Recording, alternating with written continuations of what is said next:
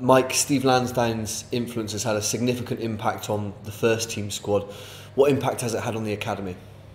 It's had a huge impact, I think, from a point of view of the purpose of Bristol Sport is to unite and inspire the city through sport.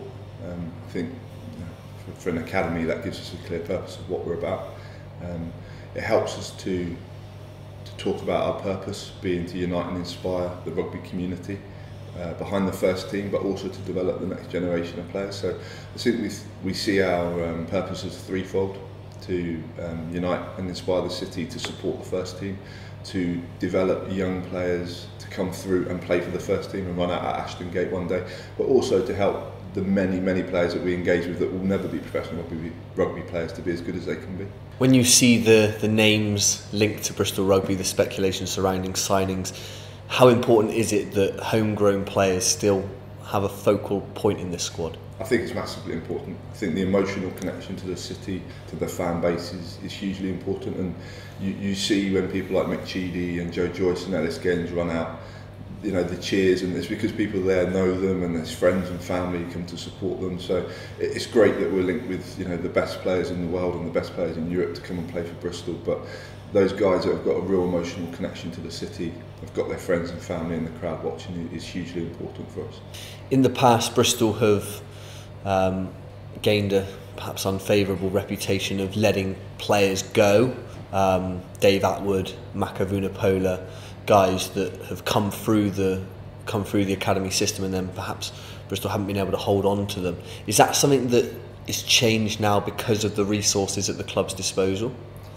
I think it will change. I think there'll always be players that move on, and for whatever reason, you know, you can't, in the professional game and the way the game is now, you can't stop players exploring other opportunities and moving on. I'd like to think the type of environment that we're creating here, that Andy's put in together, the stadium that they'll be able to run out and play in a couple of years' time, the training facilities that will be online by then, that players will not want to leave, and it will be somewhere where players want to come to rather than to leave to go elsewhere. It's been difficult, and being in the Championship isn't easy. People like Mako, who had high aspirations to push on and push forward, you know, he felt he had to be playing at a high level, and so he left, and you can understand that. Looking forward, you know, we're hopefully going to be in a position where that's not the case, and people want to come to Bristol, and it's people coming to join us from other academies, and us having to turn people away really because so many people want to join us. How difficult is it to compete with the Gloucesters, the Baths, the Exeters in getting those best players? Yeah, it's tough. You know, we're geographically we're quite squeezed. We've got Gloucester to the north, Exeter to the south, and Bath to the east. We have got defined boundaries. Each academy is allowed to draw from.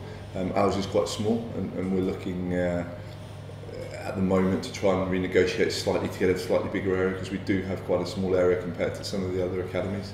It is tough, but again, if your systems are good and your structures in place are good, your coaching is good, and you look after players well, then hopefully players will want to come and be part of what we're doing. Your personal philosophy in terms of recruiting players is just as much about character as it is about their ability. Just talk a little bit about that. Yeah, there's a lot of very talented players around, and what we're looking for is the thing that's going to make the difference at the highest level, the guys that are going to be able to perform under the highest pressure. And really, you know, it's an attritional game, rugby. It's attritional through the week as the boys train ready for a game, game after game, month after month, season after season, and it takes a certain type of character to be able to do that. We're looking at players that are resilient, that have got a real grit and determination to achieve their goals and help the club achieve the goals that they want. So it's massively important that there's a lot of guys that can pass, kick, run, tackle, all the skills that you need. The ones who go on to be the really high performing players are the ones that have got that character, that they're really fierce competitors, and they want to win, and they're prepared to do what it takes to win and make sacrifices. And not everybody's prepared to do that, and in our recruitment and in our player development, we're trying to develop that, and we're trying to look at and find that in players so that we can add the rugby skills in and some of the physical skills, and then you get a pretty competitive animal at the end of it. Two such players, Marco Mama, Mick Cheedy, both guys who are performing exceptionally well in the first team this season. It must be particularly pleasing for you to see two lads who've come through the system and who are proving that it can work? Yeah, they're very different characters as well, Marco and Mitch. You know, they're different, but they're both competitive guys, and they've got that inner drive to succeed and do well. They want the club to do well, and you know, they work hard. They come in every day and they work hard at their game. They work hard at their physical conditioning, and it's really pleasing. You know, that's what it's about for people that have worked with Mitch from under 15 all the way through to now. You know, to be able to look and see that he's achieved what he's achieved through his own hard work, but also people have helped him along the way. That's really pleasing for not only the coaches here at the club, but for coaches throughout the city that have worked with him, whether it be at a club, at his school, at Filton College. You know, it's really pleasing for everybody in the rugby community to see local guys doing well like that. At 16s and 18s levels, in recent years, results haven't necessarily been that great. Is that something that concerns you, or is that just part of the education process? It is a concern. We'd like to be more competitive than we have been the last couple of years. I think we are suffering a little bit from the fact that the sport of rugby has probably taken a little bit of a backward seat since we've been in the Championship and out of the spotlight of the Premiership. That will help. It will help draw and attract players to play the game, and we'll hopefully get some better athletes and more people playing to choose from. I think our playing numbers, our small area and the number of players we've got to draw from affects us a little bit as well.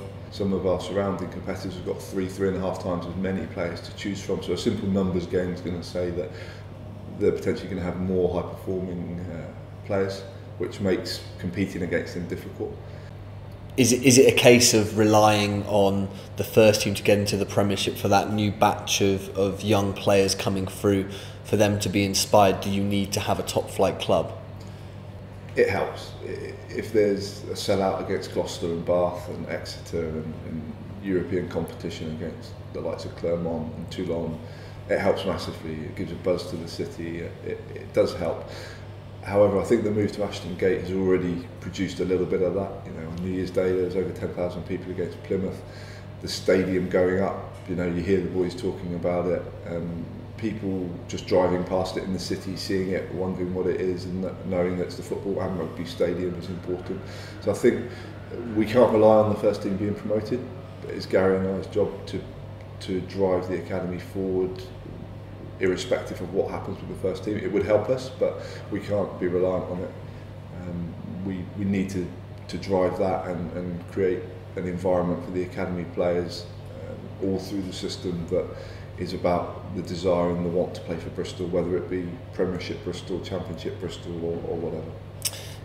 What's the long-term vision for the academy? We need to fulfil the purpose of Bristol Sport, which is to unite and inspire the city. We need to continue to develop players that are good enough to play in the first team. It's a difficult job when you move up into the Premiership and into European competition. Looking at Toulon and Saracens from the final last year, there are very few homegrown players in each of the squads, which some people might find sad, but unfortunately it's the reality of modern day rugby, that people recruit from all over the world. We want Bristolians within our squad, and we're desperate to develop guys that are good enough to play in the top level competition. At the lower age groups, it's just to help each player be as good as they can be, to help them achieve and play at the level that they eventually are going to end up at, whether that be for Bristol at Ashton Gate in European competition, whether it be for Clifton or Dings in the national leagues, whether it be for Old Red's third team and have a beer after the game. You know, that's our vision, to help those boys achieve what they can possibly achieve, and to continue to inspire people to love and enjoy the game and have real affection, affinity to Bristol Rugby Club.